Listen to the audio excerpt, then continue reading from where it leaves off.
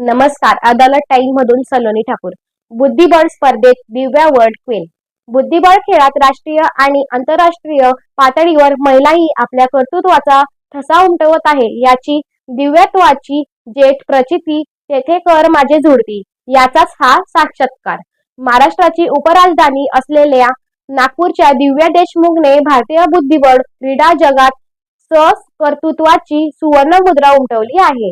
Georgia येथे झालेल्या FIDE महिला बुद्धिबळ विश्वचषक 2025 स्पर्धेत दिव्या व कोनेरू हंपी एकमेकांची प्रतिस्पर्धा होते.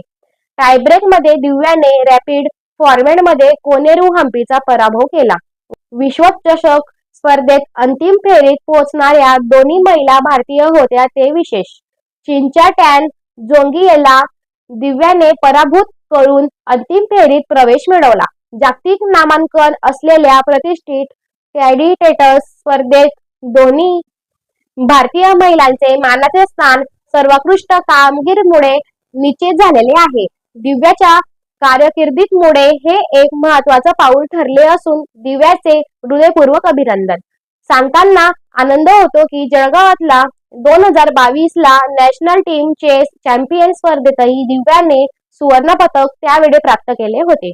दिव्याच्या शिस्तबद्ध खेळाप्रती असलेल्या समर्पणाची जवळून पारख जाणकारांना झालेली होती. दिव्याचे आंतरराष्ट्रीय पातळीवरील घवघवीत यश बुद्धिबळ क्षेत्रात विशेष काही करून इच्छिणाऱ्या पुढील पिढीसाठी अतिशय प्रेरणादायी आहे. अशोक जैन, अखिल भारतीय बुद्धिबळ महासंघाचे सल्लागार. याचबरोबर बातमीपत्र संपले.